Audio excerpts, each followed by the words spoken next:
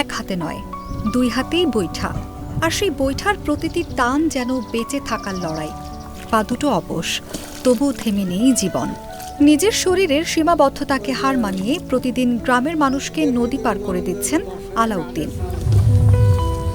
সিরাজগঞ্জের উল্লাপাড়া উপজেলার দুর্গানগর ইউনিয়নের রাউতান গ্রামের বাসিন্দা আলাউদ্দিন। মাত্র ১৩ বছর বয়সে পোলিও আক্রান্ত হন তিনি।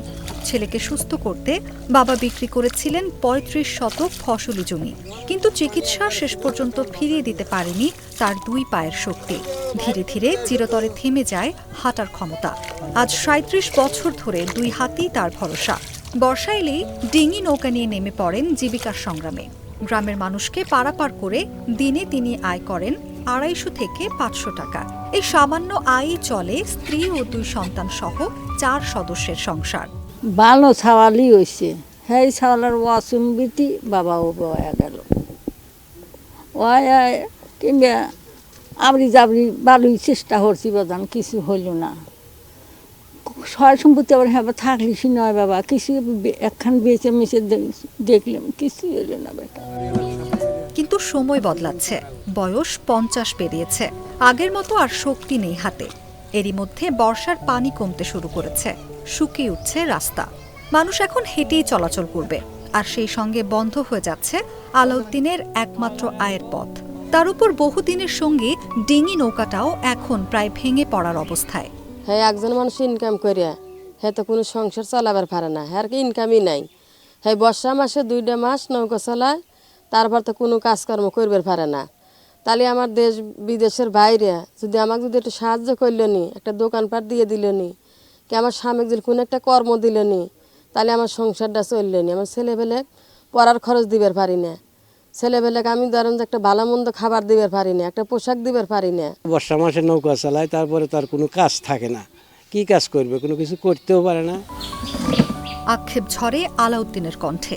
একসময় দৌড়াতেন, খেলাধুলা করতেন, কিন্তু একটি রোগ বদলে দিয়েছে তার পুরো জীবন। এখন বয়সের ভারে আগের মতো পরিশ্রম করতে পারেন না।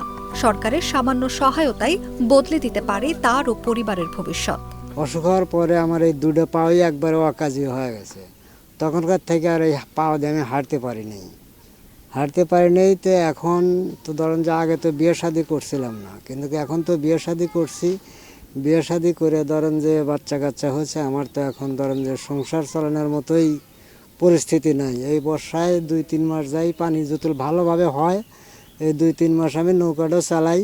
আর খরালি মাসে ধরেন যে ইরি ধান যখন বনে তখন ওই চারা উঠোই, আর তো আর আমার কোনো কাজ নাই। তে আমার যদি হয়তো সরকার কিংবা কোনো ভাইরা যদি আমাকে একটু সহযোগিতা করতো, হয়তো আমাকে যদি একটা বসে থেকেই যদি একটা কর্মস্থান করে দিত, তাহলে হয়তো আমি বাল বাচ্চা নিয়ে আমি হয়তো ভালোভাবে চলতে পারতাম। আলাউদ্দিনের পাশে দাঁড়ানোর আশ্বাস দিয়েছেন উল্লাপাড়া উপজেলা নির্বাহী কর্মকর্তা। আর স্থানীয় সংসদ সদস্য জানিয়েছেন, চিকিৎসা, কৃত্রিম পা সংযোজনের সম্ভাবনা যাচাই এবং তাকে স্বাবলম্বী করতে প্রয়োজনীয় সব উদ্যোগ নেওয়া হবে। তিনি কর্ম করেই খাচ্ছেন, এটি আমরা সাধুবাদ জানাই, এবং তার জন্য উপজেলা প্রশাসনের পক্ষ থেকে পরবর্তীতে কোনো সরকারি সুযোগ সুবিধা আসলে অবশ্যই তাকে আমরা অগ্রাধিকার ভিত্তিতে তার জন্য বরাদ্দ করা হবে। আপনি যে প্রতিবন্ধীর কথা বলছেন, আমি ওর শুধু পা লাগানো না, ওর স্বাবলম্বী হওয়ার জন্য আমি যা যা দরকার সবই করব ইনশাল্লাহ, এবং এটা আমি পার্লামেন্টেও কথা বলবো তার ব্যাপারে। দুই পা হারিয়েও হার মানেননি আলাউদ্দিন। দুই হাতের বৈঠায় ভর করেই ৩৭ বছর ধরে টেনে নিচ্ছেন জীবনের নৌকা। এখন প্রশ্ন একটাই, এই সংগ্রামী মানুষটির পাশে সমাজ আর রাষ্ট্র ঠিক কবে দাঁড়াবে?